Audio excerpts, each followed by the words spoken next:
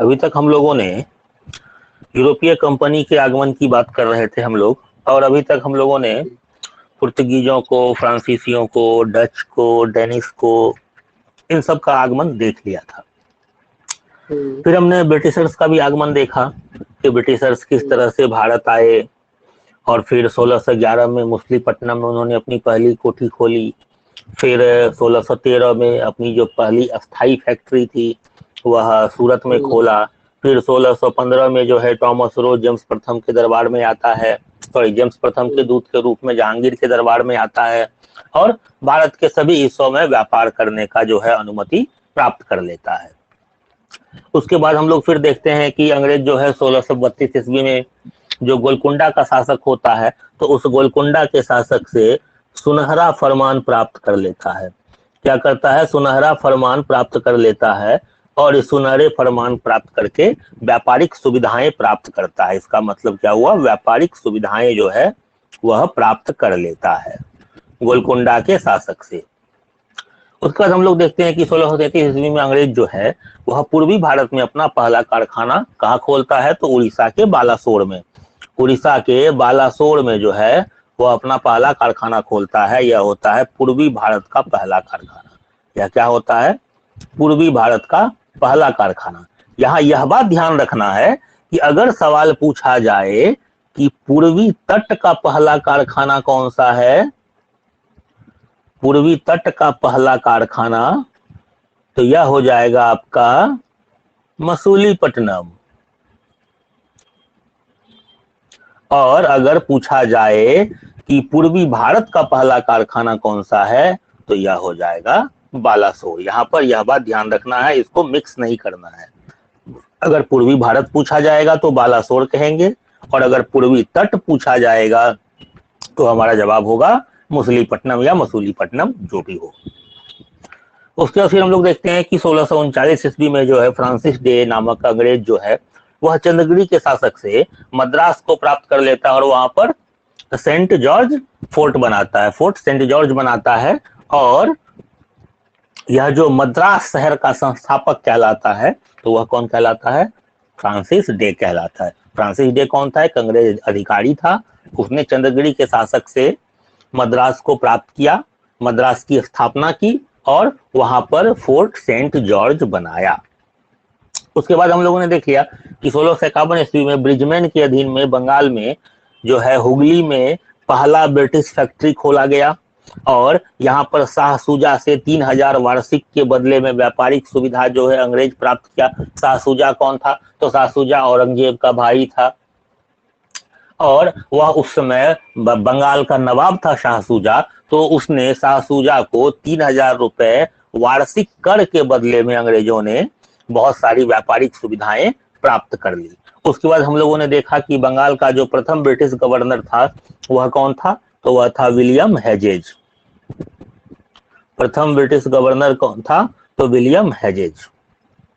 यह बंगाल का पहला ब्रिटिश गवर्नर था। इस बात को हम लोग ध्यान रखेंगे कि बंगाल का पहला ब्रिटिश गवर्नर कौन था? William hedges. यह सवाल बहुत बार पूछा जाता है।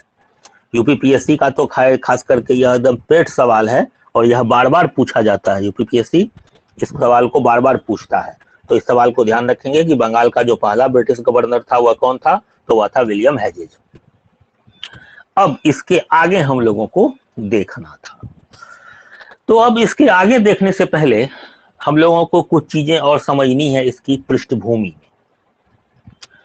अभी तक आप देख रहे हैं कि बहुत सारी व्यापारिक कंपनियां आती हैं, बहुत सारी यूरोपीय कंपनियां आई। तो कौन कौन यूरोपीय कंपनी आई? पुर्तगाल आया, डच आया, फ्रांस आया, अंग्रेज आया। मुख्य कंपनियां यही थी जो भारत आई। अब यह सारी कंपनियां जो भारत आई, तो इनका आपस में क्या कनेक्शन था? सबसे पहले पुर्तगाल आए, यह सबसे पहले भारत आया, और इसने भारत में व्यापार करने का कोशिश किया, भारत पर अपना अधिकार करने का कोशिश किया, भारत के विभिन्न क्षेत्रों पर इसने अपना प्रभुत्व भी जमा लिया। इसी तरह जब डच भारत आए तो इन्होंने मसालों के साथ साथ कपड़ों का व्यापार किया और भारतीय कपड़ों को व्यापार का प्रमुख मद बना दिया। अब डच ने क्या किया, पुर्तगाल की शक्ति को कमजोर कर दिया। डचों ने पुर्तगाल की शक्ति को कमजोर कर दिया और धीरे धीरे पुर्तगाल को भारत से निकलने को विवश कर दिया। धीरे धीरे पुर्तगाल जो है भारत छोड़ने को विवश हो गया। इसी समय हम देखते हैं कि विश्व इतिहास में क्या होता है कि स्पेन जो है वह पुर्तगाल पर अपना अधिकार कर लेता है और स्पेन का शासक चूंकि पुर्तगाल पर ध्यान नहीं देता है तो धीरे धीरे पुर्तगाल जो है कमजोर पड़ जाता है और वह भारत के बाहर चला जाता है। अब बच गए डच। तो जब अंग्रेज आते हैं तो अंग्रेजों ने डचों के प्रभुत्व को समाप्त कर दिया। अंग्रेजों ने डचों को भारत से बाहर कर दिया। अंग्रेजों ने डचों को भारत से बाहर कर दिया। अब भारत में बच गए फ्रांस और अंग्रेज। अब अगर आप लोग जरा सा विश्व इतिहास को देखिएगा तो अभी जो यूरोप है उस यूरोप में अभी जो ताकत है वह ताकत कुछ खास खास देशों के हाथों में है और वह देश अपनी शक्ति का प्रसार करना चाह रहा है। अभी जो ताकत है वह फ्रांस के हाथ में है, अभी जो ताकत है वह अंग्रेजों के ब्रिटिश के हाथ में है और कुल मिलाकर के यही दो कंट्री है जो संपूर्ण यूरोप को नियंत्रित करने का प्रयास कर रहा है। इसी समय क्या होता है कि आप देखेंगे कि जब रोमन एम्पायर का विघटन होता है, जब रोमन साम्राज्य नष्ट होता है तो कुछ समय तक यूरोप में जो है वह अस्थिरता का वातावरण रहता है। यूरोप जो है पूरी तरह से अस्थिर रहता है और इस अस्थिरता में जो सबसे महत्वपूर्ण क्षेत्र होता है यूरोप का वह होता है ऑस्ट्रिया। ऑस्ट्रिया महत्वपूर्ण क्यों होता है? तो चूंकि जो ऑस्ट्रिया का शासक हुआ करता था, जो ऑस्ट्रिया का शासक हुआ करता था, यही शासक रोमन साम्राज्य का भी शासक हुआ करता था। जो ऑस्ट्रिया का शासक था वही शासक रोमन एम्पायर का भी शासक हुआ करता था। यह अभी तक चला आ रहा था। अब जब रोमन साम्राज्य का अंत हो जाता है, रोमन साम्राज्य का विघटन हो जाता है, तो अब चूंकि यह ऑस्ट्रिया जो है शक्ति का प्रमुख केंद्र बना हुआ है, अभी ऑस्ट्रिया राजनीति का प्रमुख केंद्र बना हुआ है, तो फ्रांस, ऑस्ट्रिया चूंकि अभी शक्ति का प्रमुख केंद्र बना हुआ है और यूरोप की दो प्रमुख शक्तियां हैं फ्रांस और अंग्रेज यानी कि ब्रिटिश, तो फ्रांस भी ऑस्ट्रिया पर अपना प्रभुत्व, अपनी महत्ता स्थापित करने का प्रयास कर रहा है और अंग्रेज भी ऑस्ट्रिया पर अपना प्रभुत्व स्थापित करने का प्रयास कर रहा है, ऑस्ट्रिया को अपने नियंत्रण में रखने का प्रयास कर रहा है। तो चूंकि एक ही क्षेत्र पर फ्रांस भी लड़ रहे हैं और अंग्रेज भी लड़ रहे हैं, तो यह भी इन दोनों के बीच कहीं ना कहीं दुश्मनी का काम करता है। उसके बाद चूंकि फ्रांस भी भारत आ चुका, यहां भी इनके प्रभुत्व की लड़ाई चल रही है, तो क्या होगा कि अगर विश्व में कहीं भी फ्रांस और अंग्रेजों के बीच, फ्रांस और इंग्लैंड के बीच कोई भी संघर्ष होगा तो उसका इंपैक्ट आपको भारत पर भी दिखेगा। या फिर अगर भारत में भी कहीं भी फ्रांस और अंग्रेजों के बीच कोई संघर्ष होगा, फ्रांस और ब्रिटेन के बीच कोई संघर्ष होगा, तो उसका जो असर है वह आपको विश्व के उन क्षेत्रों पर भी दिखेगा जहां पर कि फ्रांस और ब्रिटेन अपनी शक्ति को स्थापित करने में लगे हुए हैं। इसके बाद जब आप थोड़ा सा और आगे बढ़ेंगे, विश्व इतिहास में थोड़ा सा आगे बढ़ना जरूरी है, हालांकि यह आप लोगों के जीएस के लिए नहीं है, लेकिन चूंकि इतिहास को समझना है तो थोड़ी सी इन बेसिक बातों को समझना होगा कि आखिर फ्रांस और इंग्लैंड का ऐसा संघर्ष भारत में देखने को क्यों मिला। तो उसके लिए हमें थोड़ी सी बेसिक चीजें समझनी जरूरी है। तो पहले उन बेसिक चीजों को देख लेते हैं, फिर जब आप विश्व इतिहास में थोड़ा सा और आगे बढ़ेंगे तो एक काल आता है जबकि अमेरिका की क्रांति होती है। अमेरिका की क्रांति होती है। अब यह अमेरिका की क्रांति क्या है? तो चूंकि यह जो अमेरिका है यह अमेरिका क्या था? तो यह अमेरिका उपनिवेश था। यह अमेरिका भी एक उपनिवेश था। और किसका उपनिवेश था? तो ब्रिटेन का उपनिवेश था। अमेरिका ब्रिटेन का उपनिवेश था। अब यह अमेरिका जो है अपनी स्वतंत्रता के लिए संघर्ष करना प्रारंभ करता है। अमेरिका, अब जो अमेरिका के लोग हैं वह अपनी स्वतंत्रता के लिए, अपने आजादी के लिए, ब्रिटिश उपनिवेश से अपने आप को आजाद करने के लिए संघर्ष करते हैं, संघर्ष करने का प्रयास करते हैं। अब जब यह संघर्ष प्रारंभ होता है, जब अमेरिका अपनी क्रांति के लिए सोचना प्रारंभ करता है, चूंकि अमेरिका में भी बहुत सारे बुद्धिजीवी लोग हुए और अमेरिका असल में उस समय तक कोई राष्ट्र नहीं था। ऐसा कहा जाता है कि चूंकि अमेरिका भी ब्रिटेन का उपनिवेश था और विश्व के बहुत सारे क्षेत्रों पर ब्रिटेन का दबदबा था, तो जहां कहीं से भी कुछ खूंखार अपराधी पकड़े जाते थे, खूंखार अपराधियों को पकड़ा जाता था, तो उन्हें अमेरिका में ले जाकर के फेंक दिया जाता था। अमेरिका में ले जाकर के उनको फेंक दिया जाता था। तो इससे भी अमेरिका जो है, ऐसा माना जाता है कि अमेरिका एक, चूंकि वहां पर बहुत सारे खूंखार लोगों का जमावड़ा हो जाता है, तो अमेरिका एक काफी बुद्धिजीवी क्षेत्र हो जाता है और वह क्षेत्र जो है अपने अधिकार के लिए बहुत ही अर्ली स्टेज में संघर्ष करना प्रारंभ कर देता है। बहुत ही शुरुआत में ही अमेरिका में क्रांति हो जाती है और अमेरिका जो है वह आजाद हो जाता है। तो इस क्रांति में, यह क्रांति कब की है? तो अमेरिका की जो क्रांति होती है वह कब होती है?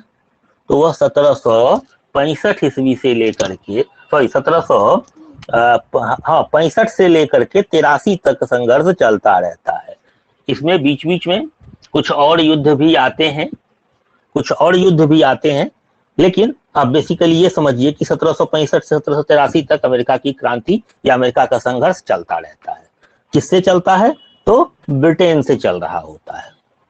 अब जब अमेरिका अपनी क्रांति के लिए संघर्ष कर रहा होता है, तो फ्रांस जो है वह, फ्रांस अमेरिका को इस क्रांति में मदद कर रहा होता है। फ्रांस अमेरिका को इस क्रांति में मदद कर रहा होता है। तो वहां हम ऑस्ट्रिया के मामले में देखें, यहां हम ऑस्ट्रिया के मामले में देखते हैं कि यहां पर भी, ऑस्ट्रिया के मामले में भी फ्रांस और अंग्रेज जो है एक दूसरे से बिल्कुल राइवल बने हुए हैं। फ्रांस भी यहां पर अपना प्रभुत्व चाहता है और अंग्रेज भी अपना प्रभुत्व चाहता है। भारत में भी फ्रांस है और ब्रिटेन भी है, दोनों अपना प्रभुत्व चाहता है। और यही चीज आपको फिर अमेरिका में दिखता है कि जब अमेरिका की क्रांति होती है, जब अमेरिकी क्रांति होती है, तो यहां भी फ्रांस जो है वह अमेरिका के समर्थन में आ जाता है और ब्रिटेन जो है, यह ब्रिटेन चाहता है कि इसका जो उपनिवेश है वह उपनिवेश बना रहे, वह उसके हाथ से ना निकले। लेकिन चूंकि अमेरिका की क्रांति बृहद पैमाने पर हो जाती है और अमेरिका आजाद हो जाता है, तो जब अमेरिका आजाद हो जाता है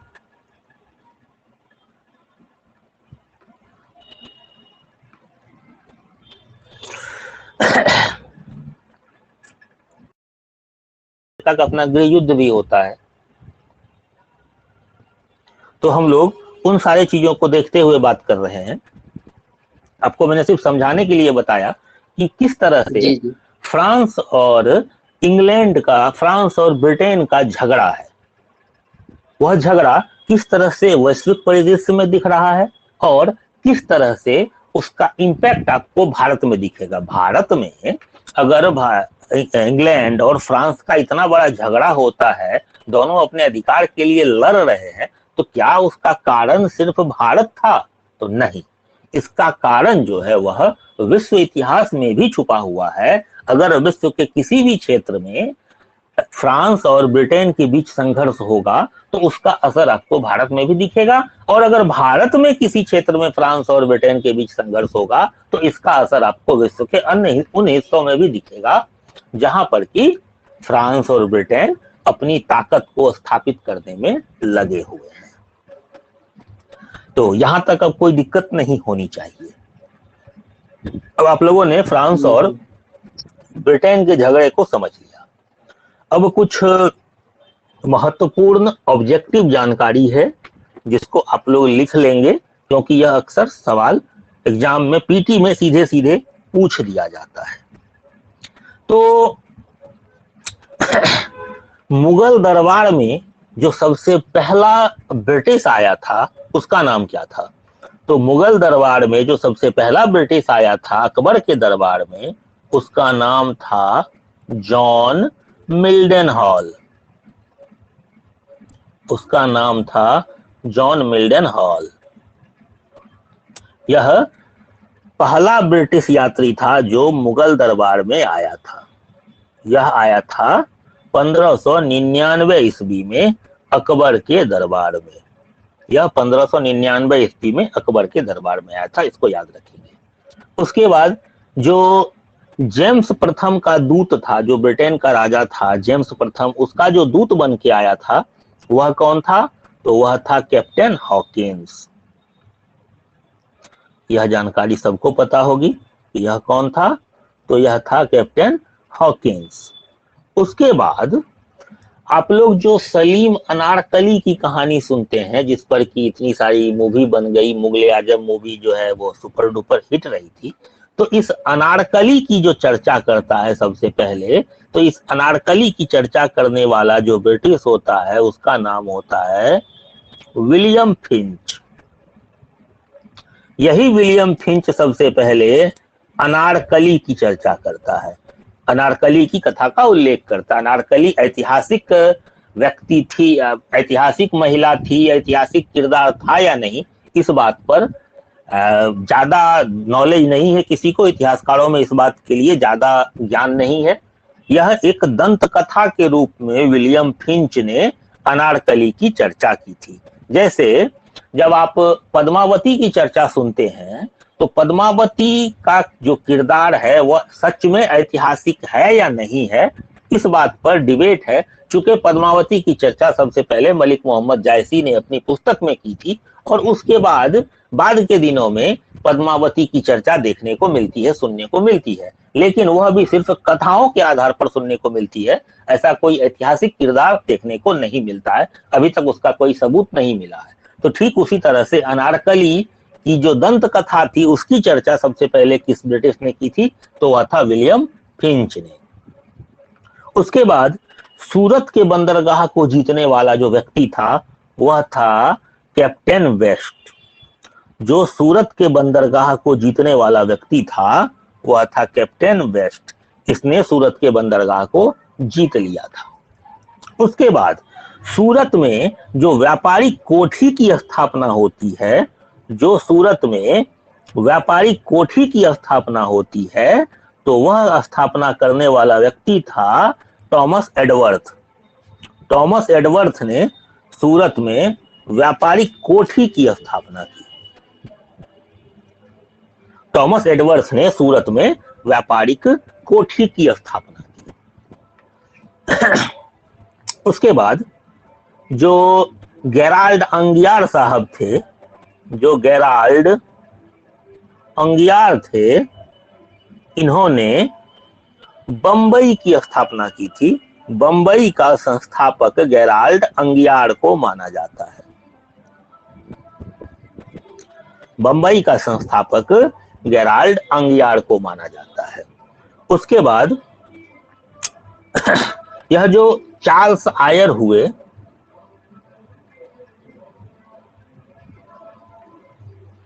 यह जो चार्ल्स आयर हुए, यह चार्ल्स आयर कलकत्ता प्रेसिडेंसी का प्रथम प्रेसिडेंट था। कलकत्ता प्रेसिडेंसी का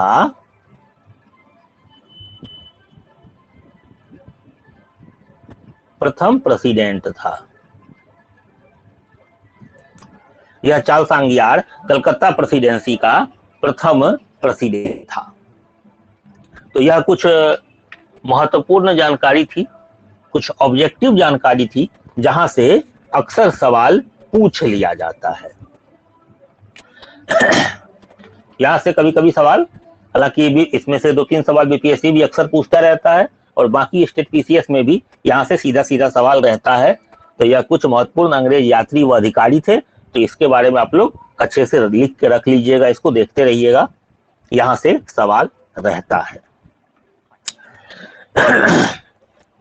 उसके बाद अब जब हम लोगों ने यह चीज देख लिया, अब हम लोग देखेंगे कि अब जब अंग्रेजों ने हर जगह अपनी फैक्ट्री स्थापित कर ली है, तो अब जो फ्रांसीसियों के साथ उनका संघर्ष होता है भारत में, क्योंकि अब अंग्रेज अपनी फैक्ट्री खोल चुके हैं, व्यापार अपना स्थापित कर चुके हैं, तो अब इसके बाद धीरे धीरे इनके मन में, अंग्रेजों के मन में भारत पर शासन करने की जो अभिलाषा है वह जन्म लेने लगती है। क्योंकि भारत जो है अभी तक भारत है नहीं, भारत प्राचीन काल में हुआ करता था कभी, अभी का जो काल है वो विखंडन का काल है।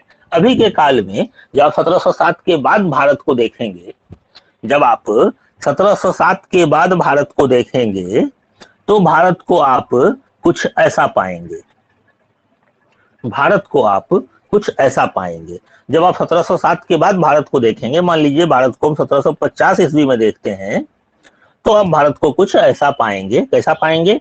तो यह जो मुगल हैं, यह मुगल सिर्फ इस क्षेत्र तक सिमटे हुए हैं। मराठा जो है वह इस क्षेत्र पर अपना अधिकार कर चुका है। तो यह जो क्षेत्र है यह मराठा राज्य है, यह जो क्षेत्र है यह मुगल राज्य है, यह जो क्षेत्र है यह सिख राज्य है, यह सिख है। उसके बाद यह जो है यह हैदराबाद निजामशाही है।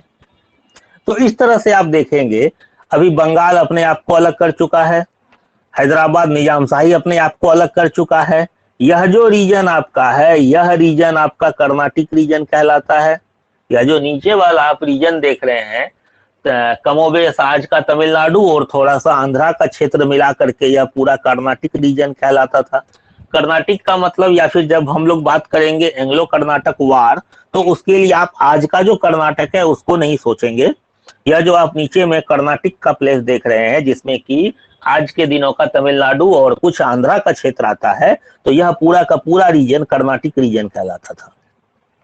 तो अभी आप जब भारत को देखेंगे तो भारत नाम का कुछ भी नहीं था। यह बंगाल एक अलग प्रांत या अलग रियासत थी, मुगल का रियासत अलग था, मराठा एम्पायर अलग था, हैदराबाद अलग था, कर्नाटिक रीजन अलग था, मैसूर अलग था, सिखों का अपना एक अलग क्षेत्र था। तो अभी तक भारत नाम का कोई भी राष्ट्र नहीं था। इस स्थिति में अब जब अंग्रेज भारत आते हैं, और चूंकि अब भारत नाम का कुछ बचा नहीं और मुगल शक्ति जो अभी तक बहुत ताकतवर थी, अब वह कमजोर पड़ गई। 1707 में जब औरंगजेब की मृत्यु होती है और उसके बाद उत्तरवर्ती मुगल शासक आते हैं, तो यह जो मुगल शासक होते हैं, यह मुगल शासक बड़े ही कमजोर होते हैं। उनकी पकड़ जो है वह सत्ता पर बहुत अच्छे से नहीं बन पाती है। तो जब मुगल कमजोर होते हैं और इसी वक्त मराठा ताकत जो है अपना सर उठाना शुरू करती है, और एक समय को ऐसा लगता है कि यह मराठे जो हैं वह मुगलों को रिप्लेस करके संपूर्ण भारत पर अपना शासन कर सकते हैं। लेकिन उसी वक्त जब यूरोपीय कंपनियां भारत आना शुरू होती है और उसमें जब ब्रिटिश कंपनी भारत आती है, तो भारत में अभी इस राजनीतिक अवस्था को देख करके, चूंकि भारत में यह जो मुगलों का साम्राज्य था, उस मुगल साम्राज्य का पतन होता है, तो उसके खंडहर पर बहुत सारे नए नए रियासत उभर के सामने आ जाते हैं। हैदराबाद आता है, कर्नाटक आता है, बंगाल आता है, फिर मराठा भी अपना सर उठाने लगते हैं और बहुत सारी क्षेत्रीय शक्तियां भारत में अपना सर उठाने लगती है। तो इस राजनीतिक अनिश्चितता के दौर में अंग्रेजों ने व्यापार करने के साथ साथ भारत पर शासन करने की भी संभावनाओं को तलाशा। उन्होंने उन संभावनाओं को भी देखा कि अब भारत को भी अपना उपनिवेश बनाया जा सकता है। तो भारत को भी जब अपना उपनिवेश बनाया जा सकता है तो उन्होंने इस दिशा में अपना कार्य करना शुरू किया। और जब इस दिशा में अपना कार्य करना शुरू किया तो उनका सामना जो अभी भारत की स्थापित शक्ति थी, अभी ब्रिटेन स्थापित नहीं हो पाया था, लेकिन फ्रांस जो है वो अपने आप को बहुत सारे क्षेत्रों में स्थापित कर लिया था। तो अब जब ब्रिटिश अपना प्रसार करते हैं दक्षिण की ओर, तो इनका जो सामना है वह सबसे पहले फ्रांस से होता है। और उसी समय वैश्विक परिस्थितियां कुछ ऐसी हो जाती है कि वहां पर भी फ्रांस और ब्रिटेन के बीच तनातनी का माहौल चल रहा होता है। इसी समय ऑस्ट्रिया में उत्तराधिकार का युद्ध प्रारंभ हो जाता है। ब्रिटेन चाहता है कि ऑस्ट्रिया का जो शासक हो वह ब्रिटेन के प्रभुत्व वाला व्यक्ति हो, ताकि ऑस्ट्रिया ब्रिटेन के साथ रहे, जबकि फ्रांस चाहता है कि ऑस्ट्रिया का जो शासक हो वह फ्रांस के प्रभुत्व वाला व्यक्ति हो, ताकि उसका संबंध फ्रांस से बेहतर हो, फ्रांस का उस पर मनोवैज्ञानिक दबाव बना रहे। तो यह जो संघर्ष शुरू होता है, तो इस संघर्ष का एक रूप आपको भारत में भी देखने को मिलेगा। इसका रिपरकेशन आपको भारत में दिखता है, जिसको हम लोग एंग्लो कर्नाटिक वार के नाम से जानते हैं।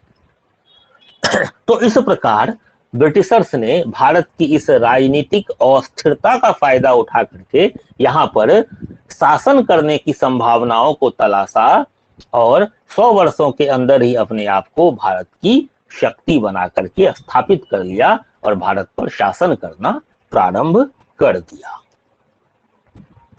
यहां तक कोई दिक्कत नहीं।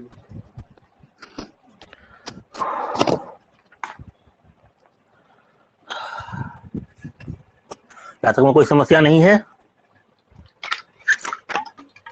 नहीं।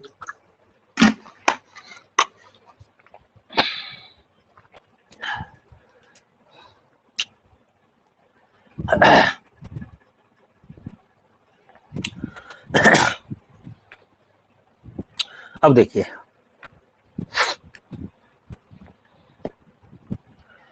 यह जो कर्नाटिक रीजन था, जो अभी आपने देखा कि आधुनिक तमिलनाडु और आंध्रा का कुछ क्षेत्र मिला करके कर्नाटिक रीजन बनता था तत्कालीन। अभी जो कर्नाटक है, आप उस कर्नाटक को नहीं समझ लेना है। जो हम लोग अभी एंग्लो कर्नाटक वार की चर्चा करेंगे या एंग्लो कर्नाटिक वार की चर्चा करेंगे, तो उसको आपको अभी के कर्नाटक से नहीं देखना है। अभी का जो तमिलनाडु है और आंध्रा का क्षेत्र है, तो आंध्रा के कुछ क्षेत्र और तमिलनाडु का क्षेत्र मिला करके पूरा का पूरा कर्नाटिक रीजन बनता था। तो चूंकि जब आपने फ्रांस को देखा था, तो उस समय फ्रांस का जो कार्यालय था, प्रमुख कार्यालय या फ्रांस की जो ताकत थी, फ्रांस का जो प्रमुख मुख्यालय था, वह कहां था? तो वह पौंडीचेरी में था। फ्रांस का जो अपना मुख्यालय था वह पौंडीचेरी में था। और मुसलीपट्टनम, कराईकल, माहे, सूरत तथा चंद्रनगर में उसके उप मुख्यालय थे या छोटे छोटे कार्यालय थे। दूसरी बात कि अंग्रेजों की जो प्रमुख बस्तियां थी वह कहां थी? तो मद्रास में थी, बंबई में थी और बंगाल में थी। और उसके अनेक कार्यालय भी थे। तो अभी तक चूंकि यहां देखिएगा आप कि मद्रास में भी अंग्रेजों का कार्यालय है और चेन्नई में भी उसका मुख्यालय है, सॉरी बंबई में भी उसका मुख्यालय है। और मद्रास बंबई के बीच का जो क्षेत्र है वह क्षेत्र फ्रांसीसियों के नियंत्रण में है। ये आप देख रहे हैं कि यह क्षेत्र फ्रांसीसियों के नियंत्रण में है और बंबई और मद्रास जो है वह अंग्रेजों के नियंत्रण में है। अब जब इस तरह से दोनों का एक दूसरे के क्षेत्र पर नियंत्रण है और दोनों अपना अपना व्यापारिक एकाधिकार चाहते हैं, दोनों चाहते हैं कि भारत में उनको व्यापारिक एकाधिकार मिले, तो इन सब वजह से फ्रांस और अंग्रेजों के मध्य पहली लड़ाई होती है, जिसको हम लोग कहते हैं कर्नाटक का प्रथम युद्ध या फिर फर्स्ट एंग्लो कर्नाटिक वार। कर्नाटक का प्रथम युद्ध यह कब होता है? तो यह होता है 1746 से लेकर के 48 तक। 1746 से 48 तक। 1746 से 48 तक कर्नाटक का प्रथम युद्ध होता है। अब सवाल है कि यह युद्ध हुआ ही क्यों, आखिर क्या हो गया था। तो देखिए, इसी समय बताए थे कि ऑस्ट्रिया में उत्तराधिकार का युद्ध चालू हो जाता है। ऑस्ट्रिया में उत्तराधिकार का युद्ध प्रारंभ हो जाता है। ऑस्ट्रिया में क्या होता है, तो उत्तराधिकार का युद्ध प्रारंभ हो जाता है। उत्तराधिकार युद्ध सर प्रारंभ हो जाता है। कब हो जाता है, तो यह हो जाता है 1740 ईस्वी में।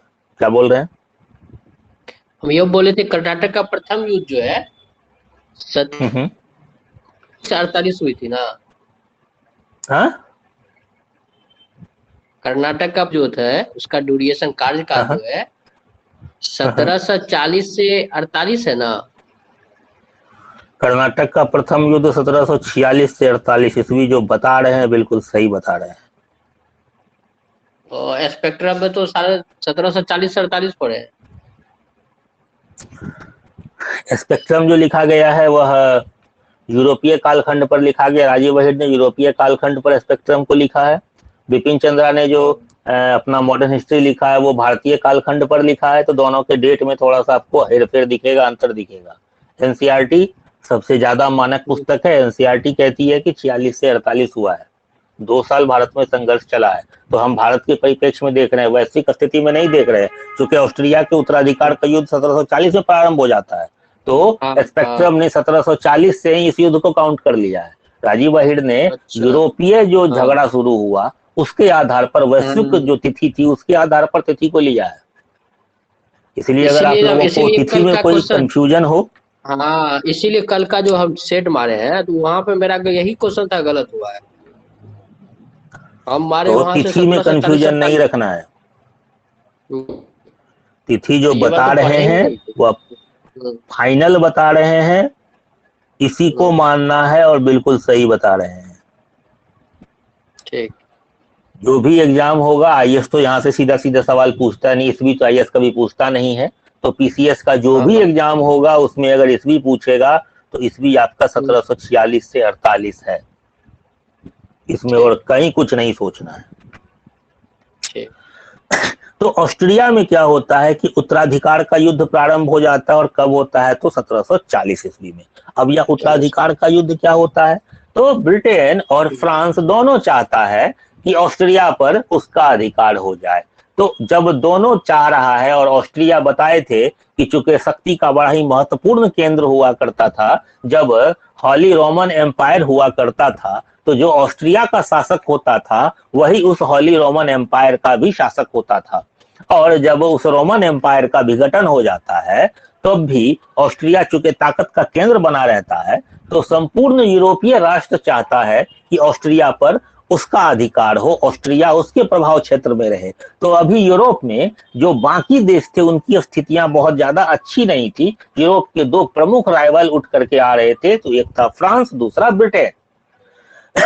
तो इस वजह से फ्रांस और ब्रिटेन जो है दोनों ऑस्ट्रिया पर अपना प्रभुत्व जमाने का सोच रहे थे। तो 1740 ईस्वी में इन दोनों के बीच उत्तराधिकार का युद्ध प्रारंभ हो जाता है। 1740 ईस्वी में फ्रांस और ब्रिटेन के बीच उत्तराधिकार का युद्ध प्रारंभ हो जाता है।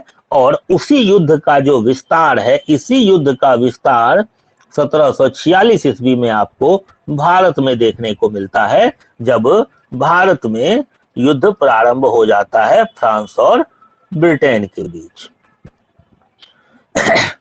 इसमें क्या होता है, तो अंग्रेजों का जो नौसैनिक अधिकारी होता है, नौसैनिक अधिकारी बार्नेट, अंग्रेजों का नौसैनिक अधिकारी था बार्नेट।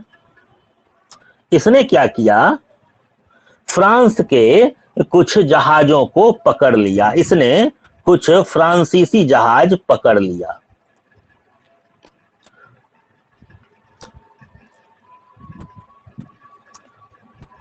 बार्नेट ने फ्रांस के कुछ जहाजों को पकड़ लिया।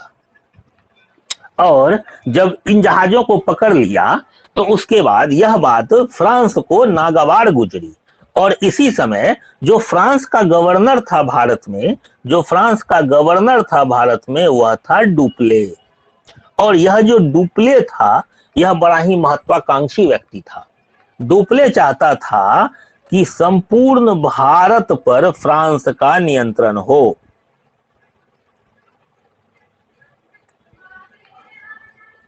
संपूर्ण भारत पर फ्रांस का नियंत्रण चाहता था डुप्ले। डुप्ले बड़ा ही महत्वाकांक्षी व्यक्ति था।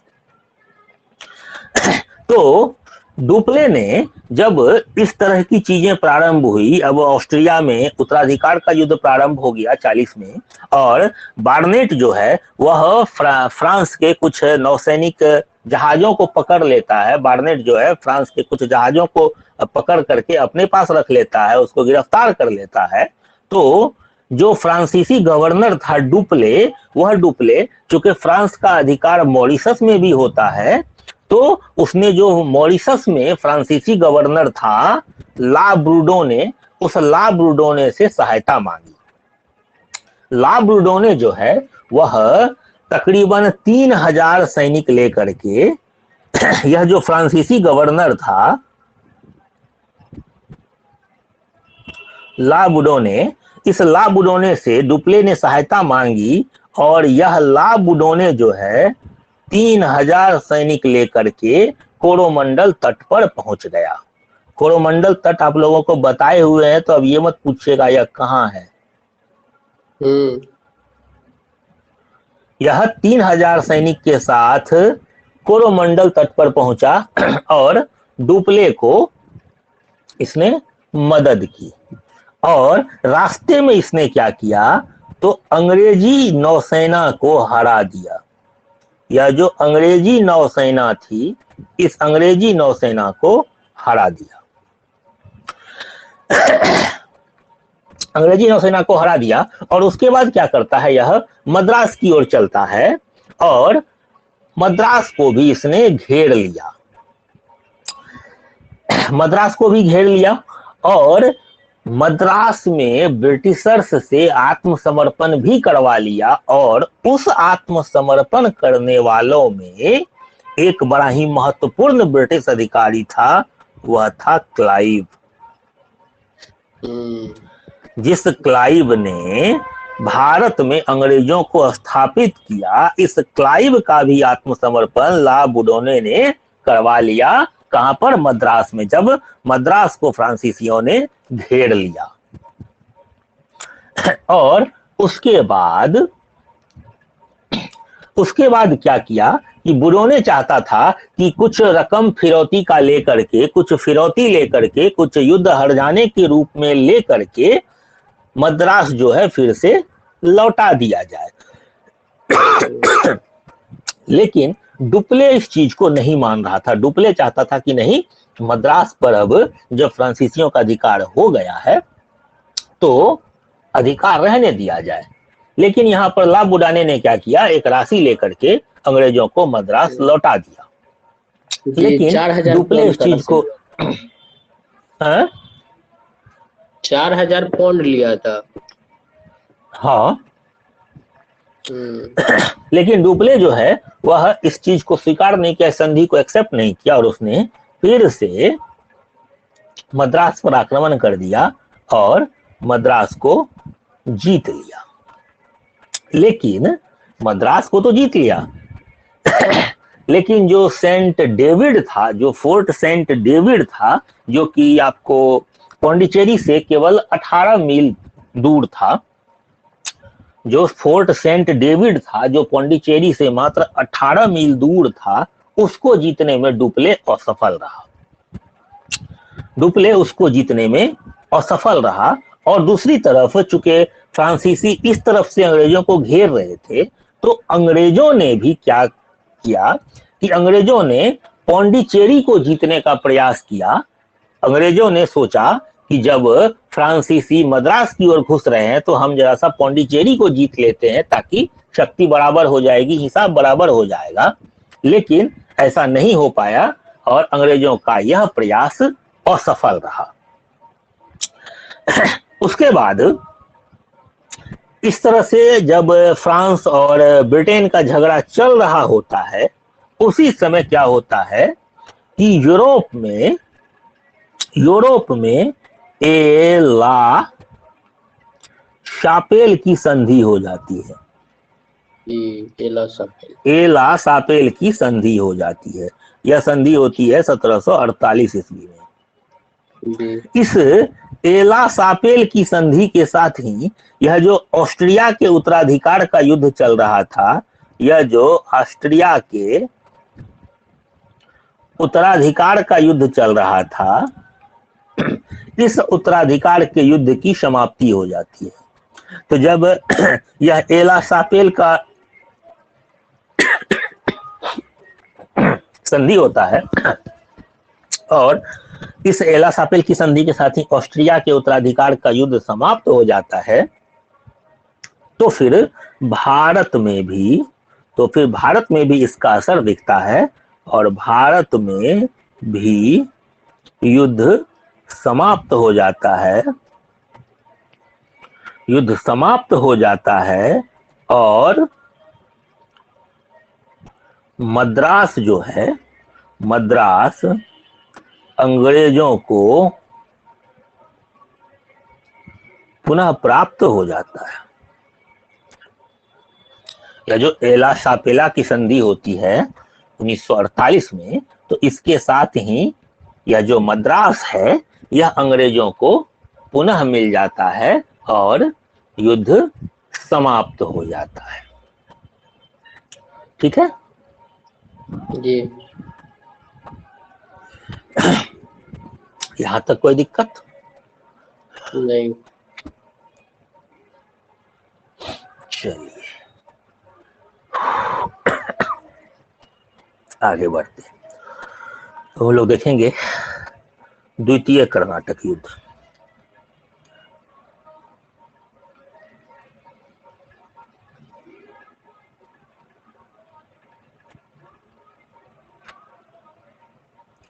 द्वितीय कर्नाटक युद्ध, यह युद्ध कब से कब तक चला? तो यह युद्ध चलता है 1749 से लेकर के 54 तक।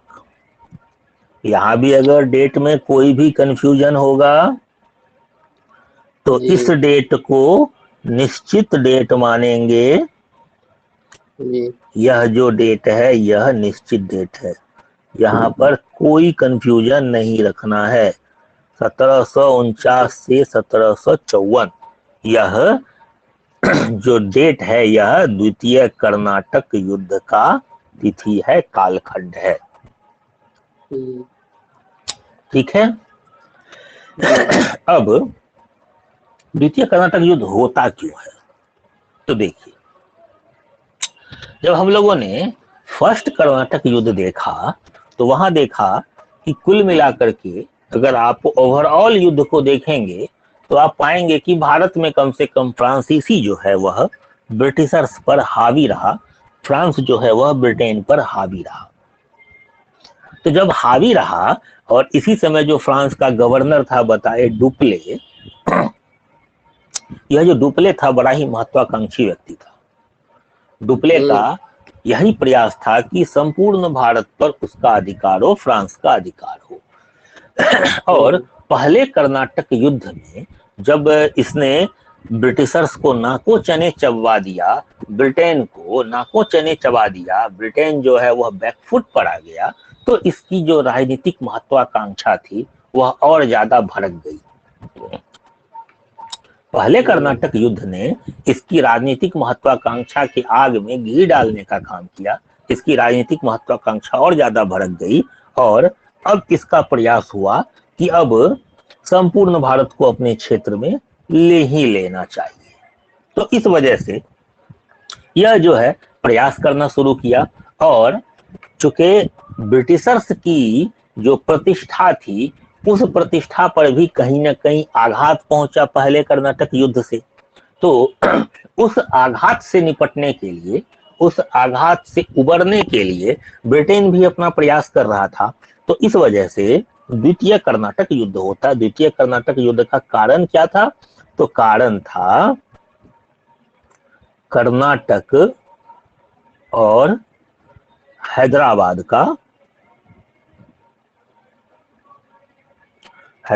का उत्तराधिकार का संघर्ष। हैदराबाद का उत्तराधिकार का संघर्ष। यह क्या था? तो कर्नाटक में, अब कर्नाटक का मतलब हम बार बार नहीं बताएंगे कि कर्नाटक का मतलब आधुनिक कर्नाटक नहीं है, जी यह जी ध्यान पता रखिएगा। जी। तो अभी कर्नाटक में कौन है? तो कर्नाटक में है चंदा साहब। चंदा साहब ये क्या है? तो यह है फ्रांसीसी समर्थक। फ्रांसीसी समर्थक। हैदराबाद में इस समय शासक कौन है? तो हैदराबाद में इस समय शासक है या फिर नवाब है अनवरुद्दीन। अनवरुद्दीन। और यह क्या है अनवरुद्दीन? तो यह है ब्रिटिश समर्थक।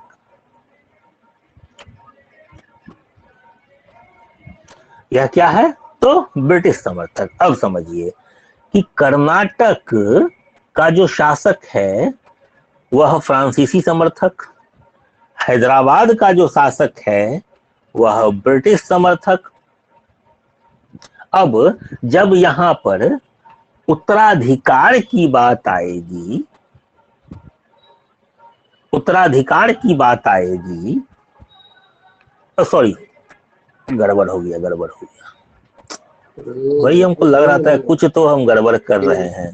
देखिए यह जो कर्नाटक में लड़ाई था, कर्नाटक में जो लड़ाई था वह चंदा साहब और अनवरुद्दीन के बीच था। एक तो चंदा साहब थे जो कि फ्रांसीसी समर्थक थे, और दूसरा था अनवरुद्दीन जो कि ब्रिटिश समर्थक था। अनवरुद्दीन जो है यह ब्रिटिश समर्थक और चंदा साहब जो है वह फ्रांसीसी समर्थक, और इन दोनों के बीच झगड़ा मचा हुआ था कि कौन गद्दी पर अपना अधिकार करेगा। ठीक है। और हैदराबाद की स्थिति क्या थी कि हैदराबाद में उस वक्त नासिर जंग जो कि ब्रिटेन समर्थक था, और दूसरा जो गद्दी पर अपना दावा पेश कर रहा था वह था मुजफ्फर जंग जो कि फ्रांस समर्थक था। ठीक है। कर्नाटक में स्थिति क्या है कि एक चंदा साहब है जो कि फ्रांसीसी समर्थक हैं, दूसरे अनवरुद्दीन साहब हैं जो कि ब्रिटेन समर्थक हैं।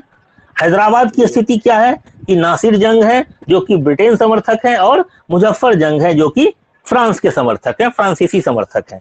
अब कर्नाटक में चंदा साहब और अनवरुद्दीन के बीच झगड़ा चल रहा है गद्दी के लिए, हैदराबाद में नासिर जंग और मुजफ्फर जंग के बीच झगड़ा चल रहा है गद्दी के लिए। तो यही जो झगड़ा था, उत्तराधिकार का झगड़ा था, गद्दी का झगड़ा था, यही झगड़ा कर्नाटक और हैदराबाद का झगड़ा ही कारण बनता है दूसरे कर्नाटक युद्ध के लिए। ठीक है। अब इस युद्ध में क्या क्या घटनाएं होती है? तो इस युद्ध में 1749 ईस्वी में अंबुर की लड़ाई होती है। 1749 में अंबुर की लड़ाई होती है। इस दूसरे कर्नाटक युद्ध में 1749 ईस्वी में अंबुर की लड़ाई होती है। इसमें क्या होता है कि कर्नाटक में यह जो फ्रांसीसी गुट था, यह जो फ्रांसीसी ताकत थी, इसने अनवरुद्दीन को मार दिया। अनवरुद्दीन कौन था? तो अनवरुद्दीन ब्रिटेन समर्थक था। अनवरुद्दीन ब्रिटेन समर्थक था, और उसको क्या किया कि फ्रांसीसी ताकत ने मार दिया।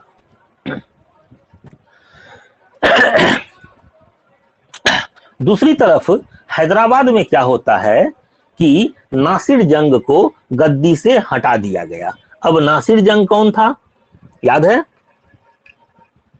जी, नासिर जंग अंग्रेज समर्थक था, अंग्रेज समर्थक था, उसको गद्दी से हटा दिया। लेकिन मुजफ्फर जंग जो है वह जब दक्कन का सूबेदारी प्राप्त करना चाह रहा था, तो उस दक्कन की सूबेदारी को प्राप्त करने के चक्कर में अपने भाई नासिर जंग से पराजित हो जाता है। ठीक है। लेकिन क्या होता है कि नासिर जंग की जल्दी ही मृत्यु हो जाती है, और नासिर जंग की जब मृत्यु हो जाती है तो मुजफ्फर जंग जो है वह गद्दी को प्राप्त कर लेता है। तो कुल मिलाकर के आप देखेंगे कि कर्नाटक में भी फ्रांस ने अपनी शक्ति को स्थापित कर दिया, अपने समर्थक को गद्दी पर बिठा दिया, और हैदराबाद में भी कुछ फ्रांस की ताकत और कुछ परिस्थितियां ऐसी बनी कि फाइनली जो फ्रांसीसी समर्थक था वही व्यक्ति गद्दी पर बैठ जाता है। ठीक है। अंग्रेज इसको भी इस तो मार दिया था ना मुजफ्फर जंग को। अभी तक तो नहीं मारा, अभी तक तो वह गद्दी पर बैठा है, आगे देखते हैं मारता है कि नहीं। हम तो ये पढ़े कि मुजफ्फर जंग जो है वो गद्दी पर नहीं बैठा, गद्दी बैठने घोषणा हो गई थी, लेकिन बैठने से पहले इसकी भी हत्या कर दी गई थी, और इसके बदले में इसके जो छोटे भाई थे नासिर जंग के, उसका नाम है तलावत जंग, जो कि हैदराबाद का नवाब बनाया गया। अभी तक तो नहीं मरा है, इस अंबुल की लड़ाई तक तो नासिर जंग जो है वह मर गया, और उसके बाद मुजफ्फर जंग जो है वह गद्दी प्राप्त कर लिया। अब आगे देखते हैं क्या होता है।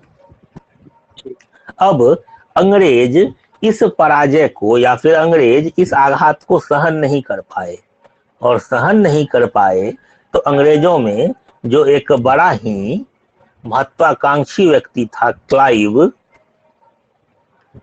इस क्लाइव ने 1751 ईस्वी में फ्रांसीसी सेना को आत्मसमर्पण करने को मजबूर कर दिया और चंदा साहब की हत्या कर दी।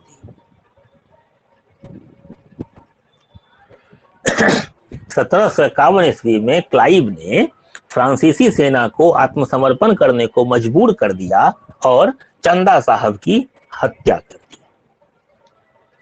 अब चंदा साहब की हत्या कर दी, और इसी वक्त क्या होता है कि अचानक से फ्रांस ने क्या किया, फ्रांसीसी कंपनी के जो डायरेक्टर थे उसने इस युद्ध में जो धन हानि हुई थी उस धन हानि का दोषी डुप्ले को माना, और इस डुप्ले को वापस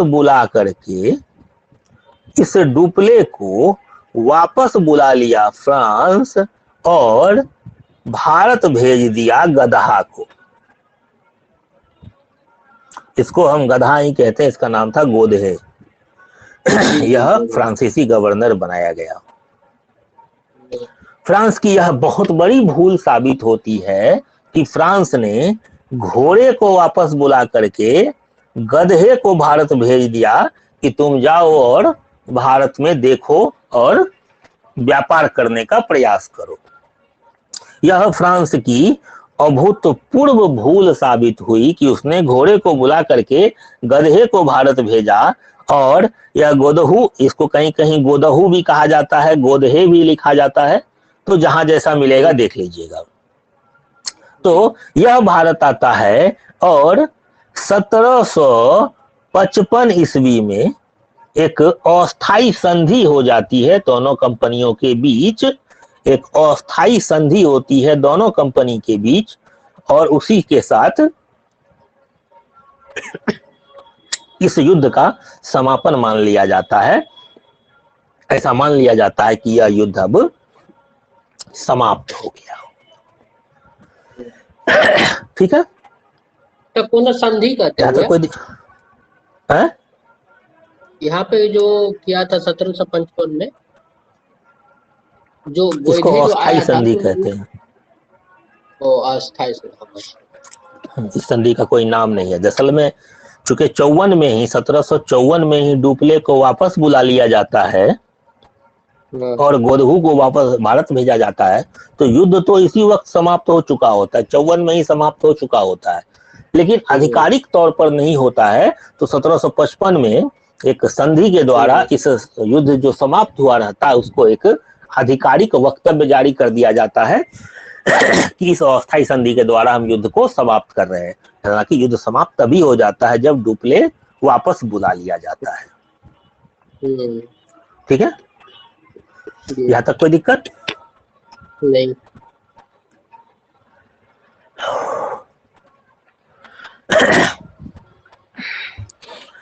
दूसरे कर्नाटक युद्ध तक कोई दिक्कत है? नहीं। चलिए फिर तब आप कल देखते हैं, ठीक है? ठीक है, शाम में भी क्लास होगी। देखते हैं, सब लोग बात कर लेते हैं आपस में, फिर डिस्कस करके ठीक है। जैसा एक टाइम होता है वो फिक्स कर लेते ठीक है। हैं। ओके। ठीक है तब।